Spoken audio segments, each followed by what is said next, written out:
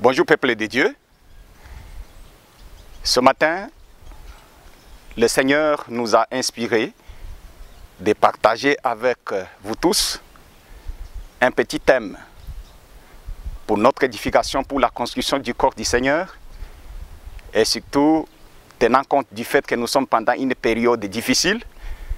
Alors nous avons pensé, avec l'aide du Saint-Esprit, de partager avec vous un tout petit thème. C'est intitulé « Se plaindre ».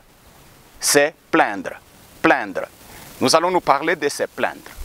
Se plaindre, ce sont des pleurnichements.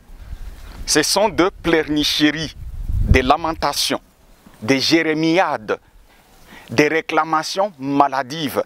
Voilà les choses sur lesquelles nous devons réfléchir ce matin pour nous édifier mutuellement. Nous traversons une période difficile. Alors, est-ce qu'il y a des raisons? Est-ce qu'il y a de l'intérêt? Il y a de l'intérêt pour qu'on se parle d'un tel thème. Est-ce que c'est important? C'est ça le problème. Parce qu'il peut arriver qu'on aborde des thèmes qui n'ont aucune importance pratique sur la vie du peuple de Dieu. Nous devons nous rappeler tous qu'aucune de nos paroles ne reste sans effet. Toutes nos paroles, tout ce que nous disons, que ce soit positif ou négatif, a des effets sur notre vie, a des effets sur la vie des autres. Et alors nous devons comprendre que lorsque nous parlons de se plaindre, nous parlons effectivement de la vie elle-même. Parce que la Bible, lorsque nous lisons dans Proverbes chapitre 18, verset 21, nous dit que la vie et la mort sont tous les deux au pouvoir de notre langue, au pouvoir de ce que nous disons, ce que nous prononçons. Et alors, nous devons le comprendre. Se plaindre est une affaire dangereuse parce que vous risquez de compromettre, voire même détruire votre relation avec Dieu. Lorsque vous plaignez trop, vous risquez de compromettre votre relation avec votre conjoint. Vous risquez de compromettre votre relation avec votre fiancé. Vous risquez de compromettre votre relation avec toutes les autres personnes. Vous risquez de compromettre votre relation avec vous-même. Parce qu'il y a des gens qui se plaignent et qui détruisent même la relation avec eux-mêmes. Et cela, c'est très dangereux. J'ai toujours considéré que se plaindre, c'est le langage de Satan. C'est le langage de l'ennemi. Et pourtant, le langage de Dieu, ce n'est pas se plaindre. Le langage de Dieu, c'est la louange, les actions de grâce. Parce que la Bible nous dit que ça soit bien, que ça soit mauvais, nous devons louer le Seigneur dans toutes les circonstances. C'est ça le langage de Dieu. Et se plaindre, c'est le langage de l'ennemi, le langage de Satan. Les plaintes sont les manifestations externes d'un cœur ingrat et orgueilleux, d'un cœur qui ne veut reconnaître rien, ni ce que Dieu fait, ni ce que les autres font pour soi, ni ce que soi-même on fait pour soi-même. Savez-vous qu'il y a des personnes qui sont ingrats même pour eux-mêmes, pour ce qu'ils ont déjà fait eux-mêmes, mais ils sont ingrats. Ils ne reconnaissent pas qu'ils ont déjà bien fait. Et ça peut détruire beaucoup de choses dans notre vie. Lorsque quelqu'un d'autre traverse des moments difficiles, voici le comportement qu'a un plaintif. Lorsqu'il voit les autres traverser des moments difficiles, il trouve que non, ils exagèrent. Pourquoi ils sont en train d'exagérer comme ça? Pourquoi ils dramatisent les choses? Mais si c'est lui-même qui souffre, le plaintif a une habitude mauvaise. Si c'est lui-même, il va beaucoup parler. Il va beaucoup marmonter. Il va dire, non, vous voyez, les gens me regardent alors que moi je suis en train de souffrir, mais ils sont toujours indifférents, ils ne veulent pas venir vers moi, ils ne veulent pas m'aider. Un plaintif est toujours comme ça. Donc, lorsque les autres souffrent, ils trouvent que c'est normal, hein? Ils ne doivent pas se plaindre, et d'ailleurs ça arrive à tout le monde. Mais quand c'est lui, il voudrait que tout le monde, toute la communauté vienne vers lui. Et là, ce n'est pas une bonne attitude. Et il se pose toujours des questions, mais pourquoi ça m'arrive à moi?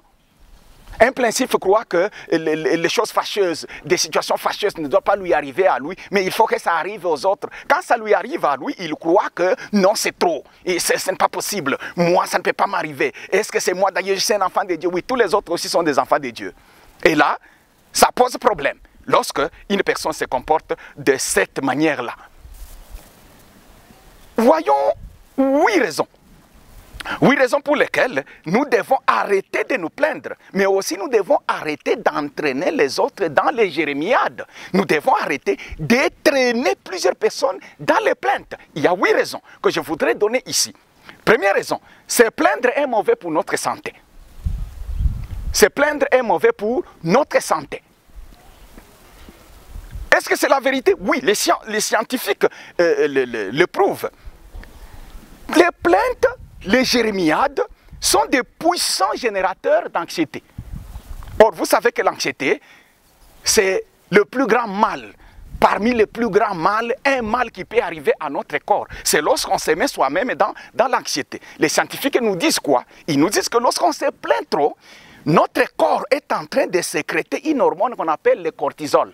Le cortisol, c'est l'hormone du stress, l'hormone qui crée le stress. Or, lorsque nous nous entretenons une telle chose, une telle attitude, un tel comportement, voici ce qui arrive à notre corps. Notre système immunitaire devient défaillant. Et surtout à cette période, si vous avez un système immunitaire défaillant, eh bien, vous êtes foutu. Et se plaindre augmente les risques de crise cardiaque. Se plaindre augmente les risques de diabète ou même d'obésité. Vous pouvez commencer à grossir en désordre tout simplement parce que vous vous plaignez trop. Attention, se plaindre, c'est une très mauvaise chose parce que ça risque de ruiner votre santé. Écoutez-moi très bien. Plus grave encore, la négativité ou le pessimisme ne détruit pas seulement celui qui l'entretient, mais il détruit aussi toutes les autres personnes qui sont autour de lui.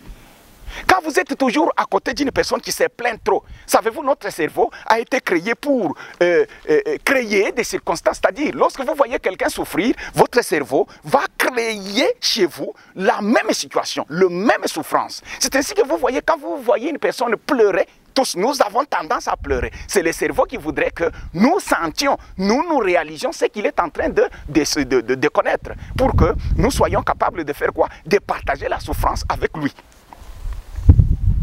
Et cela est une mauvaise chose. Parce que quand vous vous plaignez trop, vous contaminez tous ceux qui sont autour de vous.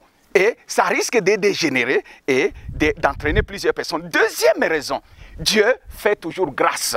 Nous avons la grâce de Dieu. Ne vous plaignez pas trop. Psaume chapitre 103, verset 2 dit quoi? Mon âme bénit l'Éternel et n'oublie aucun de ses bienfaits. Dieu nous fait du bien. Et chaque jour, se réveiller, c'est la bonté du Seigneur. Et troisième raison, pourquoi nous ne devons pas nous plaindre ou entraîner les autres dans les plaintes?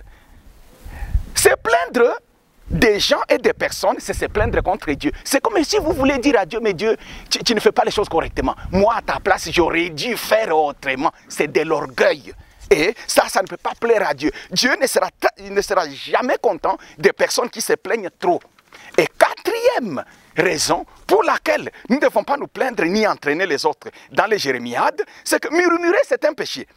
Dans 1 Corinthiens chapitre 10, verset 10, nous découvrons ce qui suit. Ne murmurez point, comme murmurèrent quelques-uns d'entre eux, qui périrent par l'exterminateur. Ils ont péri pourquoi? Ils ont murmuré. Murmurer, c'est un péché. Vous risquez de vous attirer la colère de Dieu inutilement. Et cinquième raison pour laquelle nous ne devons pas nous plaindre, ni entraîner les autres dans les plaintes. Il y a toujours pire situation que la nôtre. Et vous savez, quand vous êtes chez vous et que vous connaissez ce que vous connaissez, là, vous croyez que c'est seulement vous qui souffrez. Mais allez à l'hôpital, vous allez vous rendre compte qu'il y a des gens qui souffrent plus que vous. Allez dans les maisons, il y a des gens qui ne mangent pas.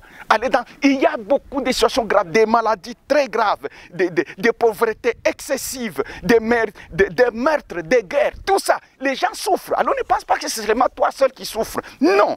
Et sixième raison pour laquelle nous ne devons pas nous plaindre. Pleurnicher ne changera rien. Il ne faut pas penser que lorsque vous pleurnichez, alors tout va changer pour vous. Non, quand vous pleurez, d'ailleurs, il y a un adage de ma langue qui dit que Dieu, on ne se plaint pas de la pauvreté devant Dieu. Quand vous vous plaignez de votre pauvreté, il va vous y ajouter une autre pauvreté. Et ça, c'est comme ça que les choses fonctionnent dans la nature. Écoutez, les apôtres ont écrit quelque chose à ce sujet-là. Qui de vous, par ses inquiétudes et par ses lamentations, peut ajouter une coudée à la durée de sa vie? Si donc vous ne pouvez pas même la moindre chose, pourquoi vous plaignez-vous du reste? C'est Luc qui a écrit chapitre 12, verset 25 jusqu'à 26. Et septième raison, avant qu'on termine, septième raison, nous plaindre, c'est-à-dire les mots que nous prononçons, créer la vie, peuvent créer la mort. Si vous vous plaignez trop, toutes les paroles négatives finiront dans les jours qui viennent à se convertir comme des événements malheureux. Et c'est comme ça que les choses sont. Plaignez-vous trop, parlez trop, ayez une grosse bouche. Vous verrez que de mauvais événements vont arriver. Mais si vous parlez positif, vous vous bénissez vous-même, vous bénissez les autres. Demain, ça va se convertir en des événements heureux et pour vous et pour les autres. Notre langue a le pouvoir. Et enfin, bien-aimés, pleurnicher, il faut le savoir. Nous devons nous contenter de ce que nous avons, ce que Dieu nous donne. Soyez contents dans toutes les circonstances. Dans la situation actuelle, soyez contents, louez le Seigneur. Demain, lorsque ça sera grand, louez le Seigneur. Soyons contents de ce que nous avons. Ne pleurnichez pas toujours, parce que vous ne considérez pas ce que vous avez, vous voulez toujours autre chose que ce que vous avez. Croyez-moi, il y a des personnes qui sont prêtes à payer toute la vie pour avoir la femme que vous avez, mais que vous traînez dans la boue. Il y a des personnes qui sont prêtes à payer tout pour avoir le mari que vous avez, mais vous vous plaignez toujours. Vous vous plaignez toujours. Écoutez-moi, bien-aimés, je voudrais vous faire savoir que pleurnicher, c'est plaindre, parler à mal de Dieu, parler à mal des autres, n'a jamais arrangé les situations. Vous vous plaignez de la vie que vous avez aujourd'hui. Mais croyez-moi, que vous qualifiez de médiocre. Mais écoutez, il y a de ceux qui sont plus pauvres que vous. Cette fiancée que tu es en train de rouler dans la farine, écoutez, il y a d'autres qui sont prêts à payer tout pour l'avoir. Soyez contents de ce que le Seigneur vous donne. Bien-aimés dans le Seigneur, ne détruisons pas notre vie. Ne détruisons pas notre avenir avec les mots que nous prononçons. Ne détruisons pas notre environnement. Croyez-moi, pleurnicher, parloter, ça divise la famille, ça divise l'église, ça divise les amis. Nous devons le savoir.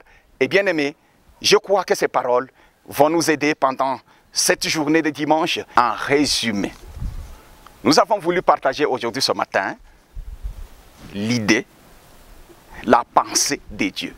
La pensée de Dieu, ce n'est pas être négatif. C'est de l'orgueil lorsque vous êtes négatif. La pensée de Dieu, c'est être content de la situation dans laquelle nous nous trouvons. L'apôtre Paul a dit à ce sujet-là, j'ai appris à me contenter de la situation dans laquelle je me trouve, à me suffire de ce que j'ai.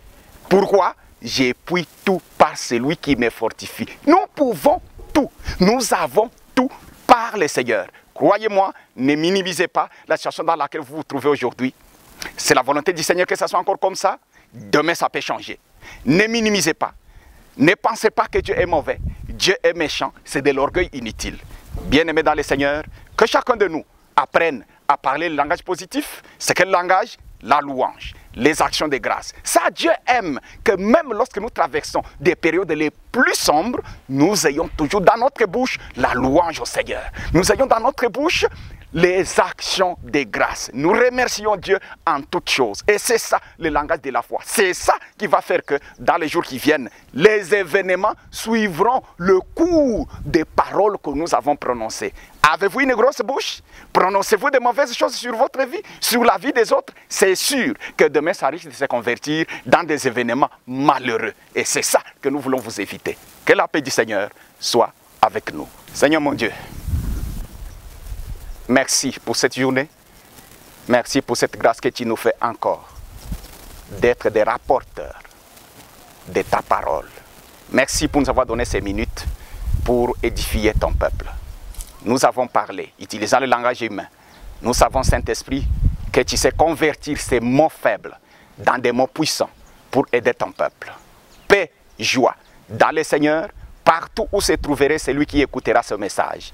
Nous voulons, Seigneur notre Dieu, que ton esprit nous inspire afin que chacun de nous ait de considérer la grandeur de ces problèmes, mais qu'il considère la grandeur du Dieu tout-puissant, créateur du ciel et de la terre, qui a des solutions à tous nos problèmes. Que la paix du Seigneur couvre ton Église. C'est au nom de Jésus que nous avons ainsi prié. Amen.